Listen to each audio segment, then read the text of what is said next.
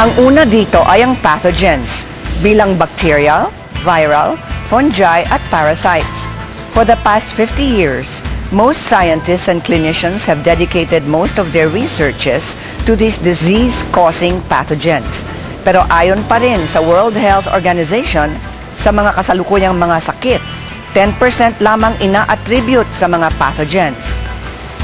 Ang pangalawa na sanhi ng mga sakit ay ang toxins o ang tinatawag na free radicals kung saan 90% ng mga sakit ay dito nagmumula. Gaya ng heart attack at strokes, diabetes mellitus, cataracts, arthritis, asthma, cancer, at marami pang iba na tinatawag ding degenerative diseases. Dito ang effective management ng mga ito. Give antibacterial if the causative pathogens are bacteria. Give antifungal if the causative pathogens are fungi. Give antiviral if the causative pathogens are viruses. Give antiparasitic preparations if the causative pathogens are parasites.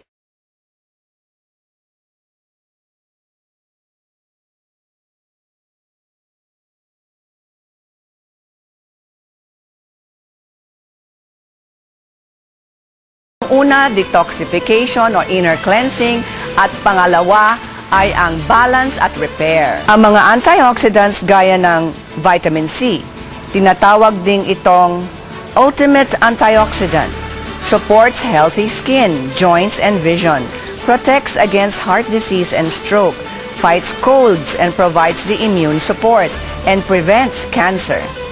Alpha-lipoic acid, isang universal powerful antioxidant, recycle of vitamin C and E, stimulates the body's production of glutathione, metabolic antioxidant. Without it, cells cannot use sugar to produce energy. Vitamin E, ito ay tinatawag na potent antioxidant at ang pinakamatindi sa lahat ay ang glutathione. Ito ay ang master antioxidant, immune booster, detoxifier, at nakakapagdulot ng smoother at fairer skin.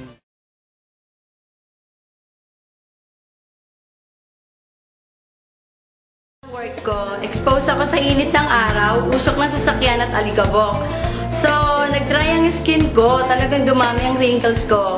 Mula nang nag-take ako ng Vanaderm Glutathione, gumanda ang skin ko, nagbalik sa normal, at nawala yung wrinkles ko. Salamat sa Vanaderm Glutathione, bumata ako.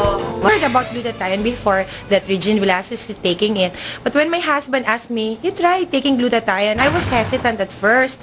So I said, I don't like it. No, it's just an antioxidant. I've done some research about glutathione, and it is one of the best anti-aging antioxidants available in the market. Since glutathione has two side effects. If you double the dose, it is skin whitening, but if you just take it once a day, it is also anti-aging.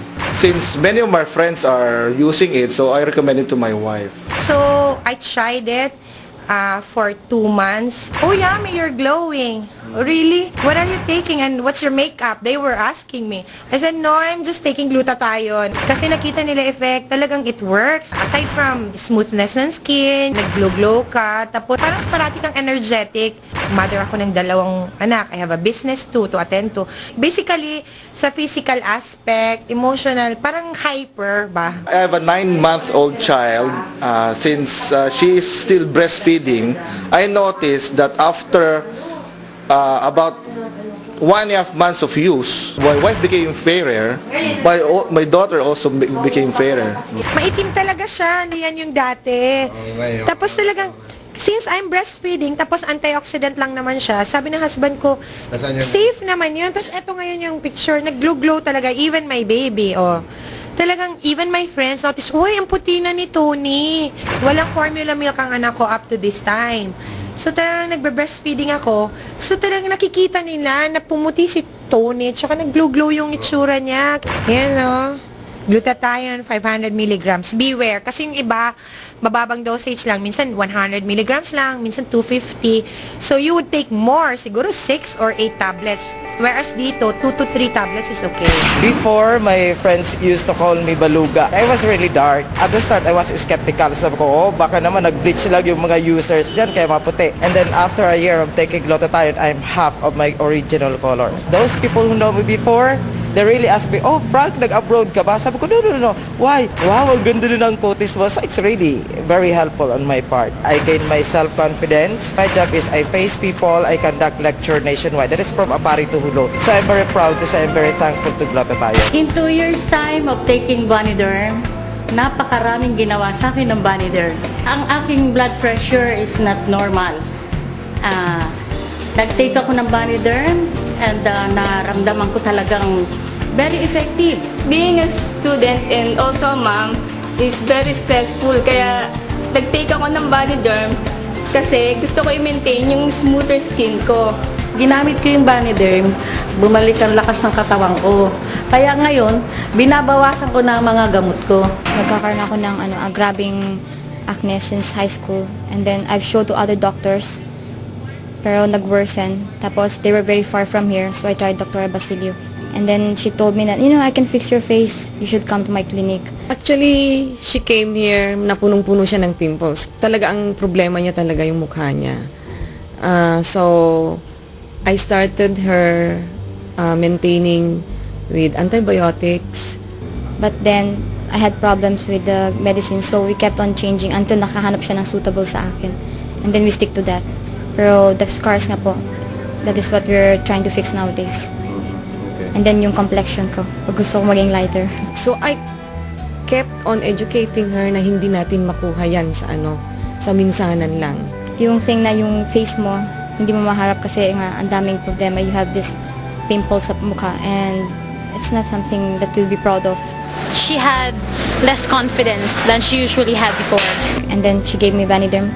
Vaniderm was good kasi po, ang pinakagusto ko sa kanya is yung scars ko, naglighten po yung mga spots. Dati makikita niyo talaga na dark yung mga scars and it's been only months pa lang naman po.